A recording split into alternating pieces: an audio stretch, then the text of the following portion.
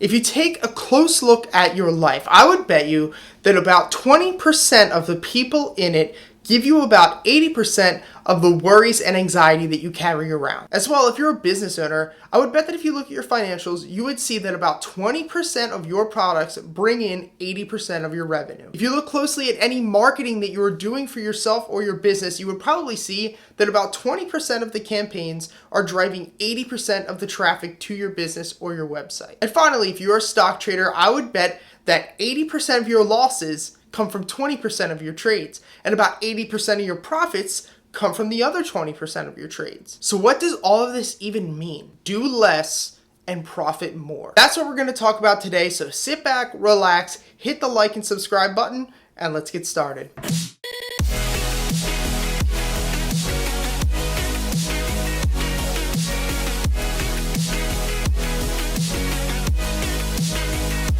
Now, before we get started, I highly recommend that you read The 4-Hour Workweek by Tim Ferriss. A lot of what we're going to talk about today comes from Tim's book. I've read The 4-Hour Workweek about 10 times, and I try to read it every year or 2 years, not because I don't already know the information that's inside of the book, but because it helps me re-implement all of these important things into my life. One of the key takeaways in the book that we're going to talk about today, if you haven't guessed it, is the 80-20 rule. This rule is simple, and it's that 80% of all of the good things in your life comes from about 20% of the good people in your life. And guess what? 80% of all the anxiety and stress and problems that you carry around probably come from about 20% of the people within your life. The same goes for finances and business. One key thing that we're going to talk about multiple times within this video is that if you want more money, if you want more love, if you want more friendship, if you want more support, and if you want more happiness, you don't add on, you actually eliminate. Before we get into the actual steps, I want to share how this has helped me very recently. Since I started this YouTube channel and the private stock market course,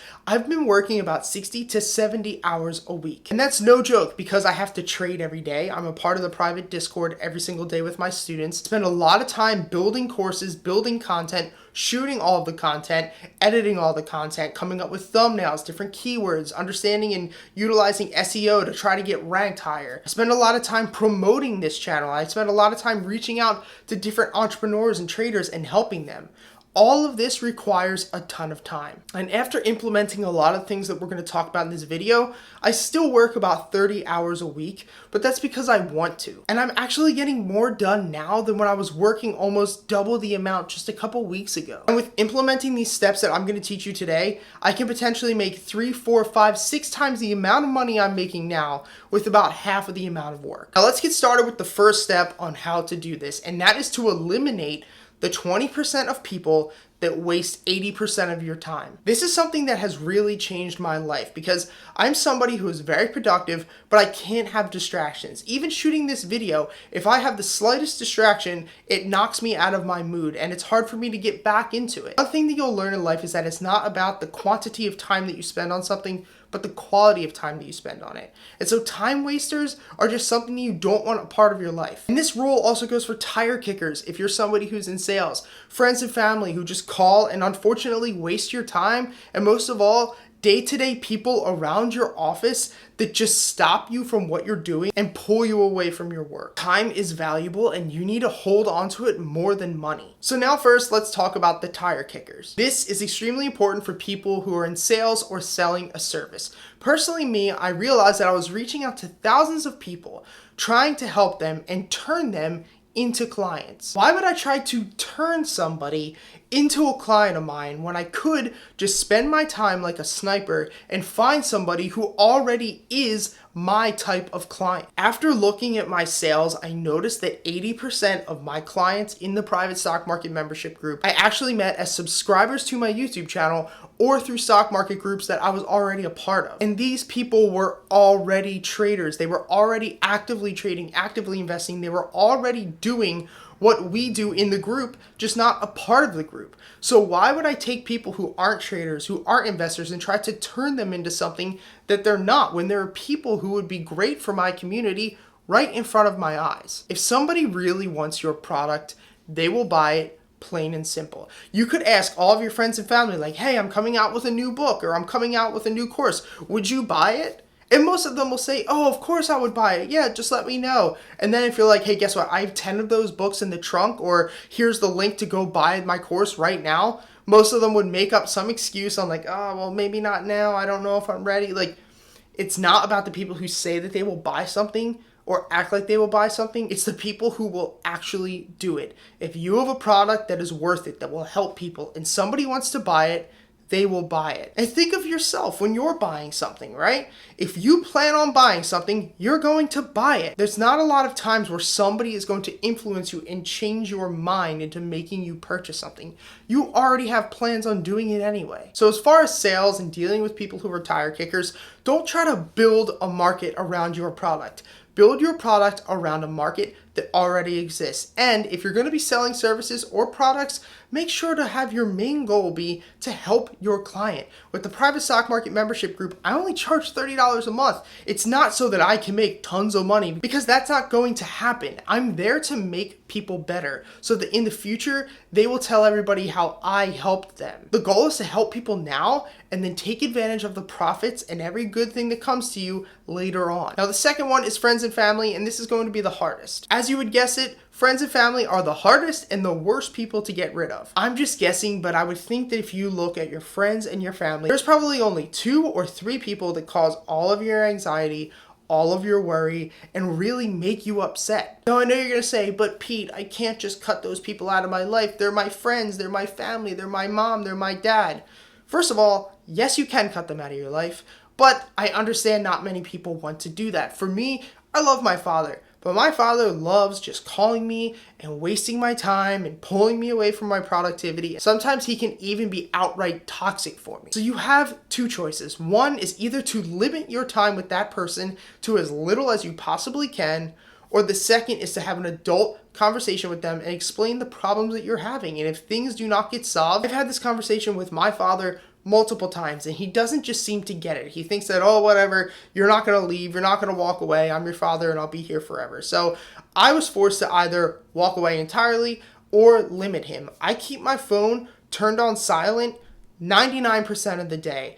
I make it a point to only call him 1 time a day at 1 p.m. And if we decide that we're going to hang out and we're going to talk and we're going to spend time together that day, that's great. If not, I'm like, all right, Dad, I love you. I'll call you tomorrow. You have to limit your time with these people, or let them know that you won't be a part of their life. Now, this last category is going to be general time wasters. Now, I'm sure that we all have friends, family, coworkers who will just talk to you for the sake of talking. Well, it's time to stop that as of today. Like I've said before, time is your most valuable asset that you have. And like we said before, it's not just the quantity of time, but the quality of time that you have. All it takes is one stupid email, text, phone call, Facebook notification, or Janice from HR to pop into your cubicle to pull you away from productive work. With all these distractions every day, it becomes harder and harder to stay productive. You have to shut these people out as soon as possible. People only act this way around you because you allow it. And if you're somebody like me, you don't want to seem like you have a short temper and that you don't want to deal with it. But the honest truth is, sometimes you have to act that way in order to let people know it's not cool to waste your time. If you have friends and family that are calling you throughout the day just to talk your ear off, put your phone on night or do not disturb mode and have an automatic message texted to them as soon as they call. It can just be something simple like, I'm unable to be reached right now. I'll be taking phone calls at 4, 5, 6, whatever time you plan. If this is an emergency, please email me or text me. Something like this will make you still seem like a considerate person, but it'll let everybody know that you are busy and that you are not to be reached for dumb things. You have things to do and you need to be left alone, and people will learn to respect that. As far as notifications from social media or emails and text messages, those have to stop. What I've done is actually gone into my phone and turned off every single notification for every application that is on my phone. What I do is every day at 9 a.m., 11 a.m., 1 p.m., 4 p.m., 7 p.m., and right before I go to bed at like 10:30 p.m., I take the time to respond to DMs, go through Facebook comments, go through all different Instagram and social media notifications. And it sounds like it's a lot of times, and I'm spending 5 or 6 different times doing that, but you don't realize how many times in a day you just pick your phone up because of the slightest notification. If you have an iPhone, you can look in your settings where it says screen time. Not only will it tell you how long you spend every week looking at your phone, but it'll actually tell you how many times you pick the phone up out of your pocket or off of a desk and it can be alarming. I realized that I was picking my phone up 30 to 40 times within an hour, which is absolutely insane and such a waste of time. And one thing that I was worried about when I first started this was you guys, and if you commented on a video and I wasn't there to instantly respond, that you guys wouldn't think that I'm there for you. I was also afraid that people in my group, if I didn't respond as soon as possible, that they would think that I'm not there to support them. I was worried that on social media, if I didn't respond instantly, that you guys wouldn't like me. But guess what? Since I've been doing this, not one person has said something. And I think that most of you would agree that my service has actually gotten better, and that these videos have gotten better, and that everything about myself and my life and my services and my community, you guys, we have gotten better. Now, the last thing we're going to talk about is somebody at your office who wants to waste your time. We all have that girl or guy who hangs out at the water cooler, who will pop their head in your cubicle, and they'll just talk your ear off about nothing, about how stupid the boss is, or how much they hate their spouse, or how much they hate their kids, or about the coronavirus, or whatever. We don't need those people in our lives. They might be great people, but we don't need them at this exact instant when you're trying to be productive. So next time Janice from HR pops her little head into your cubicle, you can say something like, "Hey Janice, I actually have a phone call or an email or something, whatever, make it up, coming in the next 5 minutes. What can I help you with?" And in most cases, if they're a decent human being, they'll say, "Oh no, it's all right, I'll let you go."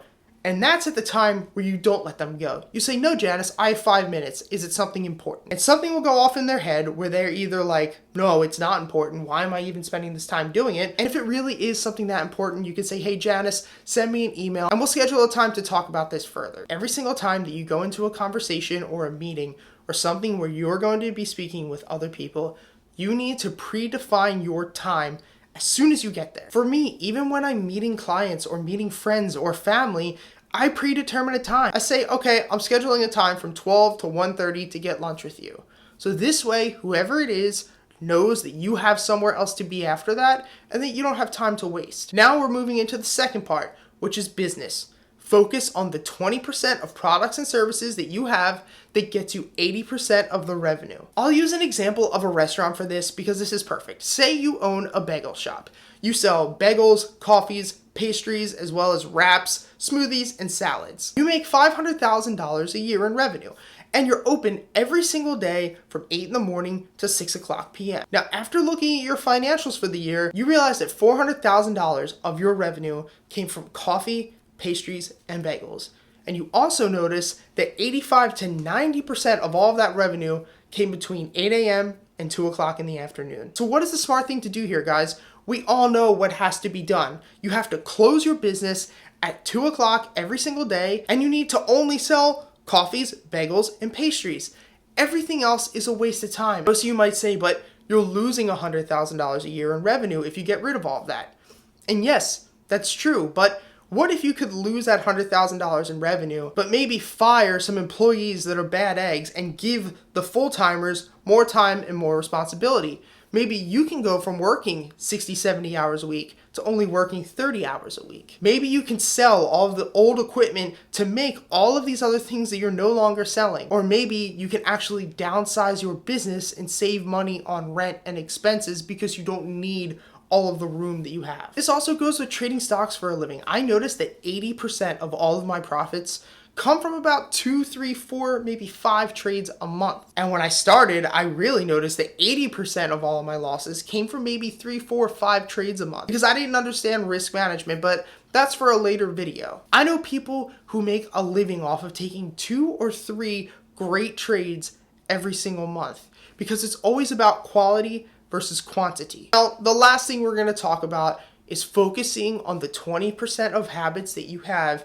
that give you 80% of all of the good things in your life. I'm not going to give a step-by-step program on this because I want to make a whole video on habits in the future. But trust me, take a minute, look at your life and think, what are 20% of the habits that I have that give me 80% of my happiness and production and quality of life? Or you could look at the 20% of your habits that you have that give you the 80% of bad things in your life. Maybe every single day you eat extremely healthy, but every night on your way home from work, you eat a dozen donuts. That might only be 1% of what you did that day. But trust me, that 1% of what you did that day, that dozen donuts that you just ate, that is not going to help your productivity in life. That is not going to help your body and your physique. And that is not going to help your mental clarity and sharpness. What I personally realized is that maybe I didn't work a full 8 to 10 hour shift that day. Maybe I didn't hit the gym. Maybe I didn't read for a couple hours a day like I like to do. But if I just focused on eating healthy every day, got 8 to 9 hours of sleep, and got in 2 uninterrupted productive hours of work in